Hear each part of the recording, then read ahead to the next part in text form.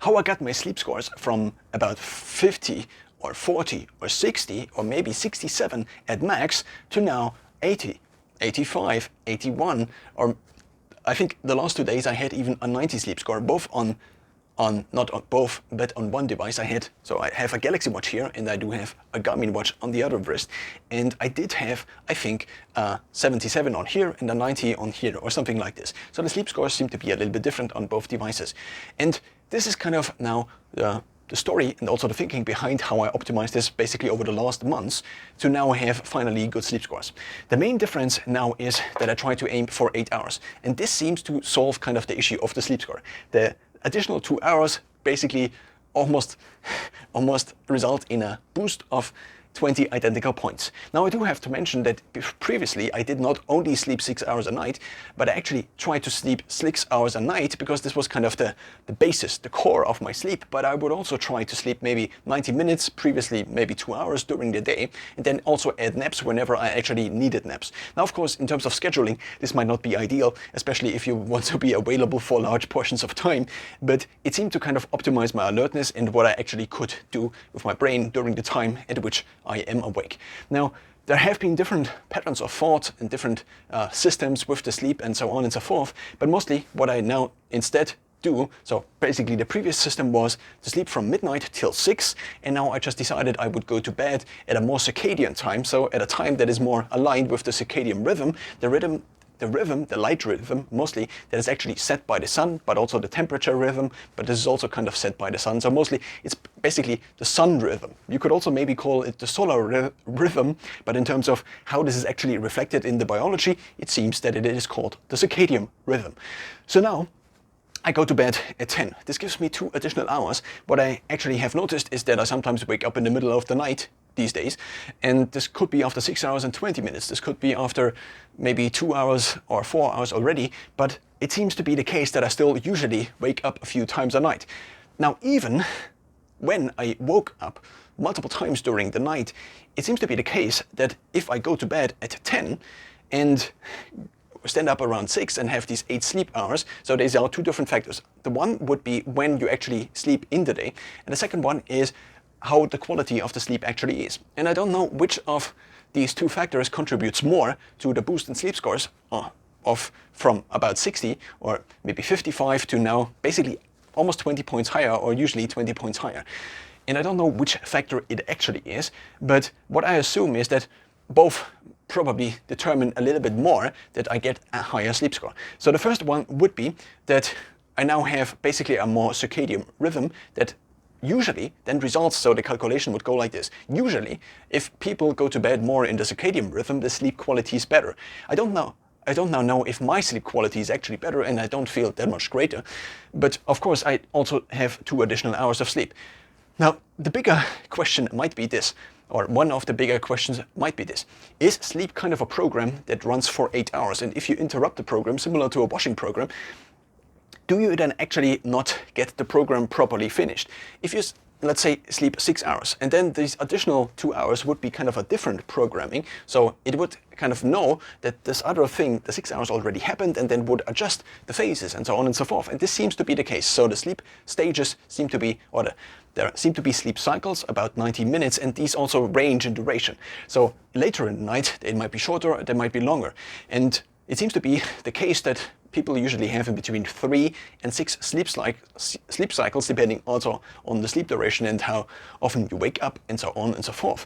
But one of the things I eventually merged into was that if I sleep 2 hours during the day additionally in one block, then I have like a 90 minutes of a sleep cycle that might be a little bit shorter. So I actually looked this up in Samsung Health and also in Garmin Connect, and both said that my sleep cycle usually is, at least the first ones, are usually about 86 minutes, 87 minutes, 84 minutes, something like this. But I don't know about the others, and also from the data at which I took a look at, it was not clear to me what the other stages look like, or the other sleep cycles look like, rather. Not the sleep stages, but the sleep cycles. So I shifted it forwards, and I also consolidated sleep into one block, which seems to be, at least in terms of the algorithm, now be giving me a better sleep score, which now I don't know what it actually is, or what it should mean, or does it mean this, or does it mean that? I don't know. But what I also have to mention, I think, is a few other things I did in the last, basically, months. The first one is that I try to basically now hit actually 10,000 steps. Before, what I actually would hit is maybe 2,500, sometimes 5,000, and sometimes on a day where I was quite active and also worked outdoors, I maybe hit 25,000 or 20,000 or 15,000 or maybe also 30,000. But that was not like the usual day. So what I try to now do is, or I try to schedule basically, I try to plan the day in a way that I actually get usually to 10,000 steps. And this seems to be maybe at least contributing positively towards my baseline activity level during the day. I also try to only stand during the day and try to not sit down whenever it is possible not to, as I'm standing also right now, for example, when recording this. Now, there is also something else I prioritized, and Andrew Huberman has mentioned kind of mnemonic. He hasn't mentioned a mnemonic himself, but he just took the hand and he just said that there are a few things you have to consider. And these are also arranged in a certain priority. And I made a mnemonic for myself that consists out of basically just adding vocals in between these consonants. Now, the consonants are sleep, so S for sleep. Then there is movement, so SM. Then there is, oh no, there is actually nutrients. Nutrients is the second, so it would be N.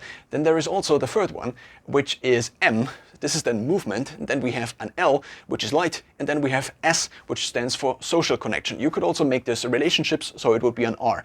So what I've kind of put this into is now a kind of a Latin word or a Latin phrase, which would be sana malis. So you could say that this would mean healthy. So there is the saying that there is a healthy mind comes from a healthy body, or the healthy body creates an healthy mind. I don't know what exactly this looks like in Latin right now, because it was a long time ago when I made this up. But what I ended up with was sana malis.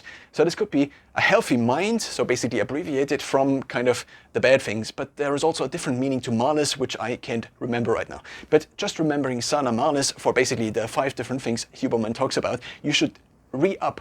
So basically put into your body on a daily basis. So these are the 5 things, sana malis. I repeat them again.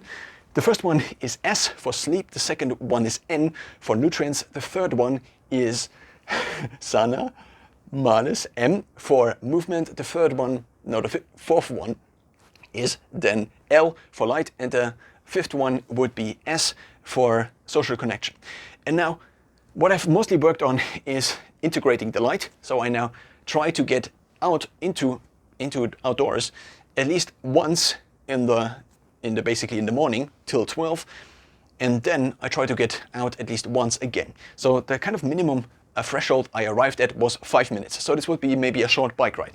If I had a short bike ride in the early morning, or in basically the morning till 12, of course only from dawn till 12 and not from somewhere else in the morning or in the night. And then again from 12 p.m. to dusk, basically. And I would get out at least 5 minutes here and 5 minutes there. And that's what I usually can actually do. Usually this ends up being a little bit more. And this then also now is kind of recorded, because the newer Garmins that have a solar ring, or all Garmins I assume that have a solar ring, now can basically approximate your light exposure, at least the light exposure from the device. And because it is on your wrist, and if you have your wrist uncovered, so in winter you might pay attention to not having the wrist and the solar ring covered with gloves, then you can kind of approximate your light exposure, which mostly goes to the eyes and the skin, obviously, and not so much to or through the clothes. So now I prioritized light a little bit more. I also prioritized a baseline activity a little bit more with these walks. And what I also try to do is to eat more aligned with the circadian rhythm. So I had a period in the last years at which I try to eat once in a given day, within 1 hour. I saw this just as an experiment, and this also allowed me to do a few other things, like just not eat during the entire day, which gave me a little bit more time. Now, I first did 23-1, then I tried 22-2, then I tried eating in 4 hours and maybe kind of more 2-ish meals, but mostly I ate dinner. And the dinner would be either 1 or 2 meals within the last hours of the day, and because I was also usually awake till midnight, that was like beginning from 6, then eventually I would eat, and I would usually try to to close the kitchen basically at 10 p.m. Now, because of this, what I think was kind of happening is that if I eat, and also trained before in order to maximize basically the protein uptake and so on and so forth, so I trained usually at 6 and then after I would eat. And this was also nice in terms of the rhythm of the day, because I stood up, then I worked, and this also means that I worked with my most alert mind basically, and then at the end of the day, still fasted, I would then train. The problem is kind of that training with being fasted that long, usually it didn't result in something that was extraordinary. Whereas now, because I switched it to the morning, and this is also seemingly a circadian pulse, so these different things that can be re-upped daily, such as light movement, should maybe also be aligned in a way that actually you wake up and then you get light within the first hour of awakening. So Andrew Huberman recommends in between maybe 2 minutes, maybe 5 minutes, 10 minutes, but usually he aims at 10 to 20 minutes in the early portion of the day, and if you can, then also in the afternoon. And this is what he usually tells people on various podcasts and interviews.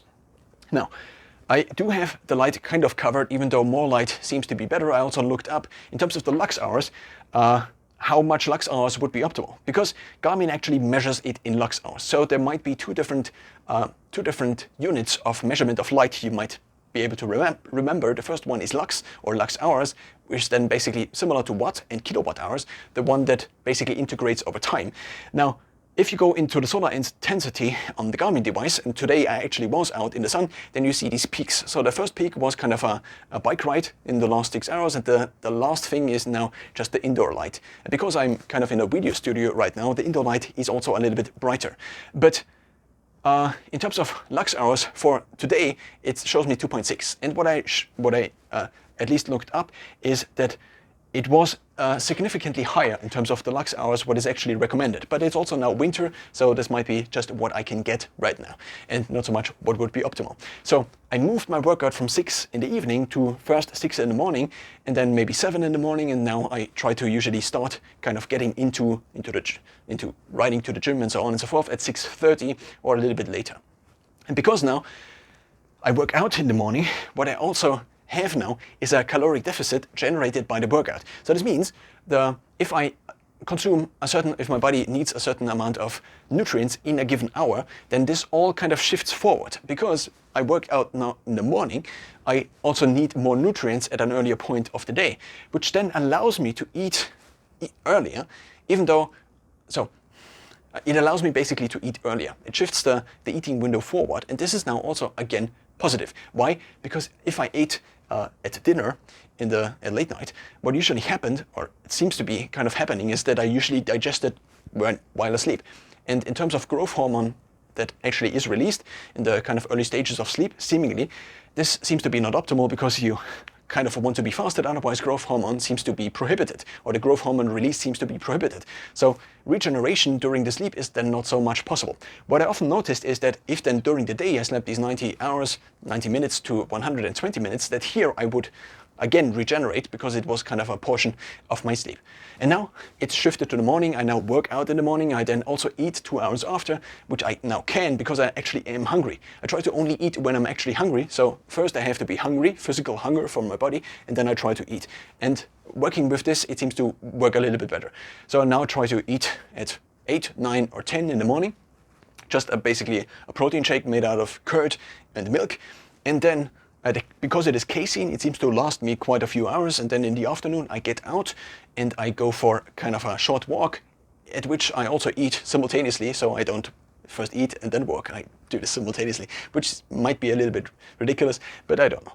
And then in the evening, I usually eat at home, at least these days, and then once I get at home, I have eaten, I try to again do a short walk in order to reduce basically blood glucose, and also kind of to introduce my body into kind of the evening hours, which and ideally would get my alertness down again, and also my body into cooler stages again, because what usually seems to be happening is that after eating, my body temperature seems to rise, at least the body temperature recorded on the Garmin device, which seems to be not exactly skin temperature, but it is the temperature of the device.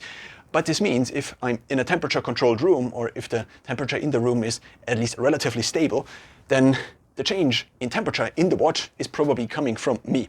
And therefore, if I have like 28 degrees of temperature on this device and then it increases, then it probably means that it increases because it is attached to my wrist and because my wrist warms the device up. And that's basically most of the steps, at least. I also now take creatine again, which seems to kind of boost my workouts in the morning and again maybe shift it slightly forward again. But I also took creatine when I had sleep scores of like 67 or 55 or 45 or 20. And well, I think one additional factor that might have been something that at least fastened up or sped up this process is that I actually saw that it was possible to get very high sleep scores. So there have been a few people online that actually showed their sleep scores, such as Brian Johnson, who got a sleep 100% score streak of maybe a few months or a few weeks. I think it was like 3 months that was his highest streak at 100%. And then just seeing this, that something like this is possible, and then also, at least to my understanding, knowing that sleep is so important because it seems to restore all the different functions the body has, and it seems to, according to Matt Walker, in the beginning of his book, I am trying to read now for the second time, it seems to kind of positively influence almost every function of the body. And knowing how important it is, it at least seems to be reasonable, even though the algorithm might not exactly basically be the vector towards your better sleep. If you just optimize the algorithm, then you probably also optimize your sleep, and that's what I try to do, and it seems to be working.